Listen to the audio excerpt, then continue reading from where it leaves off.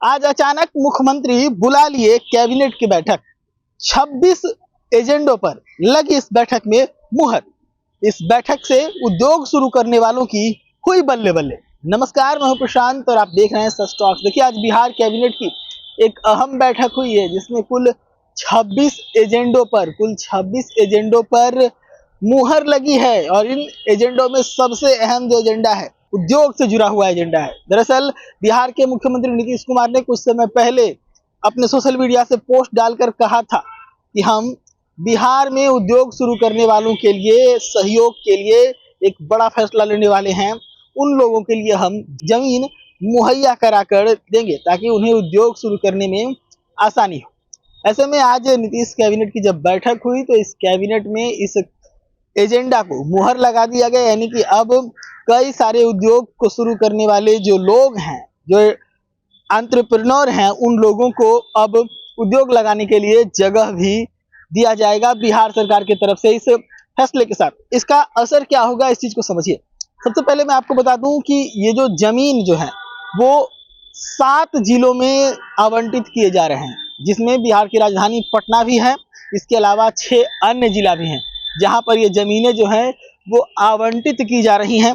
इन जिलों में जब उद्योग लगाया जाएगा तो इन जिलों का भी विकास होगा।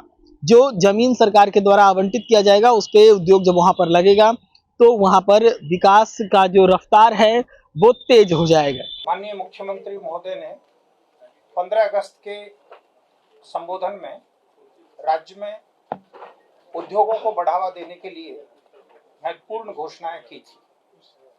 उस क्रम में अगले 5 वर्षों में राज्य में 1 करोड़ अतिरिक्त रोजगार के अवसर सृजित करने की भी घोषणा की गई थी।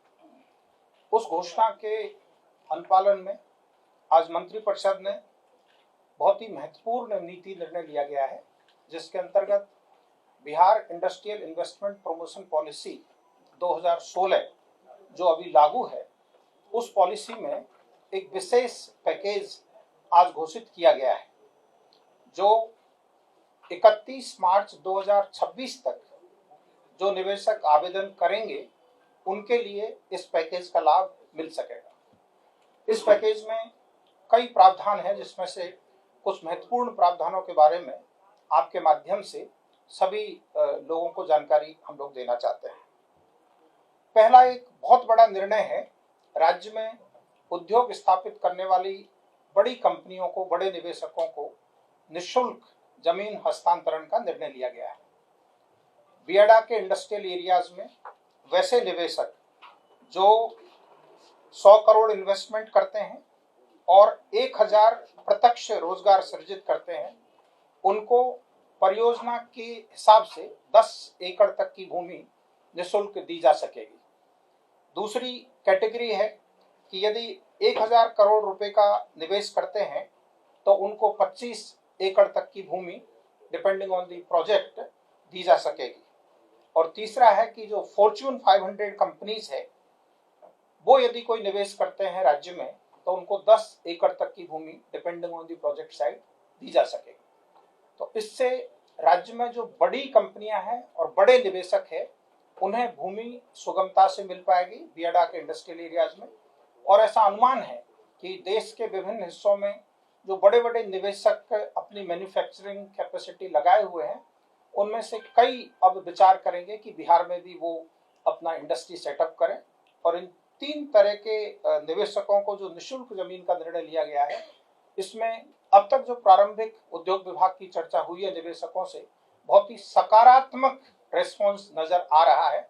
आने वाले समय में निश्चित ही बड़े बड़े इंडस्ट्रीज राज्य में इंडस्ट्री सेटअप करेंगे। ये जो भूमि है ये मात्र 1 रुपए के टोकन पर दी जाएगी और बाकी जितने निवेशक हैं उनको इस पैकेज की अवधि में, इन 3 कैटेगरी के अलावा जितने बाकी निवेशक हैं उनको इस पैकेज की अवधि में यदि राज्य में वो निवेश करने का आवेदन देते हैं तो जो बियाडा की लैंड रेट है उसमें 50% डिस्काउंट देने का भी कैबिनेट ने आज निर्णय लिया है। इसका अर्थ ये हुआ कि 31 मार्च 2026 तक देश के जो निवेशक बिहार राज्य में उद्योग स्थापित करने का मन बनाते हैं, निर्णय लेते हैं, उनको एक बहुत ही मेजर रिलीफ लैंड की अवेलेबिलिटी के मामले में सरकार ने आज मंत्रिपरिषद ने मंजूर किया है। जहां तक वित्तीय इंसेंटिव का प्रश्न है, इसमें 3 विकल्प दिए गए हैं। निवेशक की अपनी इच्छा है कि वे 3 में से कौन से विकल्प को चुनते हैं, लेकिन 3 ऑप्शंस निवेशकों के पास है। Depending on the viability of the project वो अपना निर्णय ले सकते हैं। पहला ऑप्शन ये है कि यदि कोई टर्म लोन फाइनेंशियल इंस्टीट्यूशन से लेते हैं और उस पर इंसेंटिव ऑन इंटरेस्ट मांग करते हैं, तो इंटरेस्ट सबवेंशन जो पहले 20 करोड़ रुपए अधिकतम अनुमान्य था, उसको आज मंत्रिपरिषद ने 40 करोड़ की सीमा तक बढ़ा दिया है।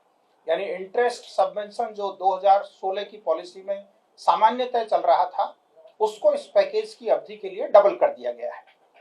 और इसमें साथ ही साथ 100% तक SGST रीइंबर्समेंट भी अलाउ किया गया है। यानी कोई निवेशक यदि इंटरेस्ट सबवेंशन का ऑप्शन लेते हैं तो उनको 40 करोड़ रुपए तक का interest subvention plus 100% SGST refund का प्रावधान अनमान्य होगा।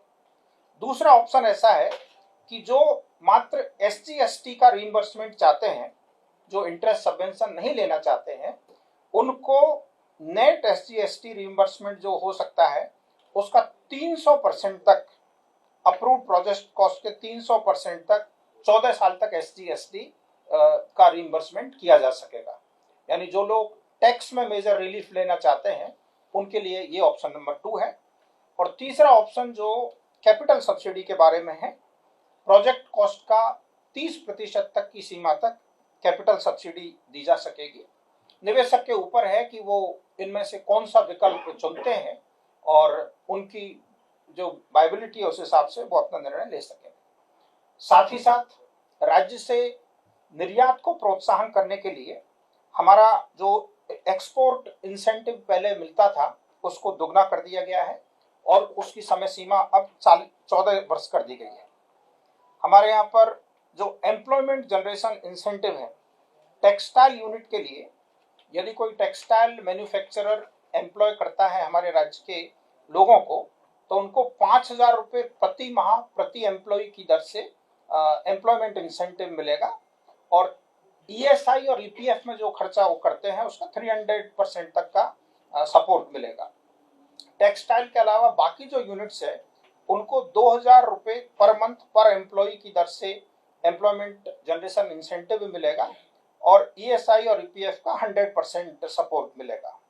इसी तरह स्किल डेवलपमेंट को प्रमोट करने के लिए प्रत्येक वर्कर के लिए 20,000 रुपये तक का स्किल डेवलपमेंट इंसेंटिव अनुमान्य किया गया है।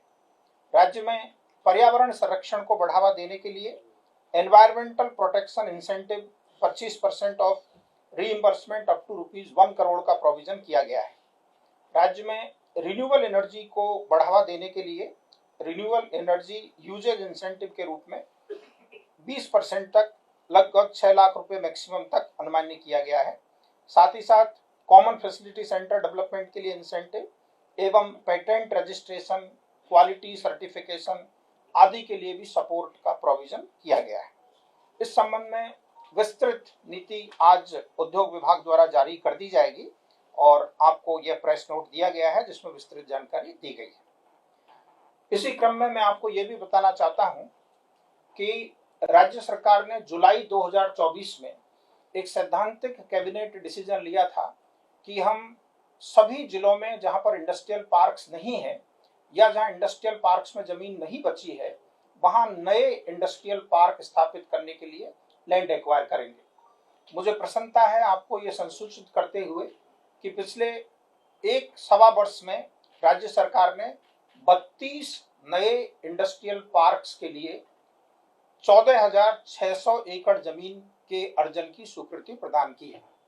आपको ये भी मैं बताना चाहता हूं कि Bihar industrial area development authority द्वारा अपने स्थापना से लेकर अब तक लगभग 8,000 एकड़ भूमि अर्जित की थी डिफरेंट इंडस्ट्रियल एरियाज ने। पिछले 1.25 वर्ष के अंतर्गत राज्य सरकार ने 14,600 एकड़ नई भूमि अर्जित करने का निर्णय लिया है। और इसमें भी जो महत्वपूर्ण बात है वो ये है कि सारे के सारे इंडस्ट्रियल पार्क ऐसी जगह पर स्थापित किए जा रहे हैं जो हमारे राज्य में बन रहे high speed corridors, express highway के किनारे है।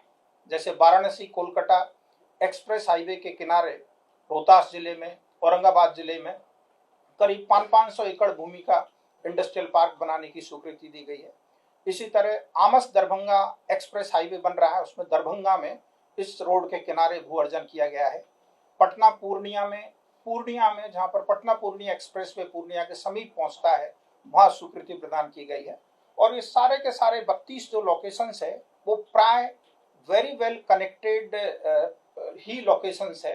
हम लोगों ने ये भी ध्यान रखा है कि राज्य में रेल और रोड की जहां बेहतर कनेक्टिविटी है उस जगह पर अधिक से अधिक इंडस्ट्रियल पार्क स्थापित हो।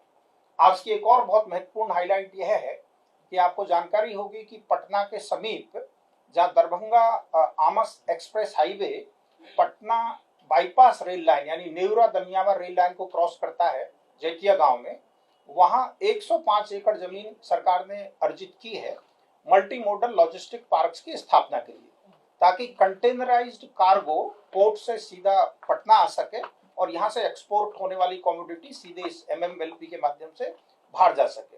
तो उस 105 एकड़ में तो MMLP बन ही रहा है, उसके सटे हुए एक फिनटेक सिटी की स्थापना के लिए आज सरकार ने 242 एकड़ जमीन के भू अर्जन का निर्णय लिया है 408 करोड़ रुपए की लागत पर।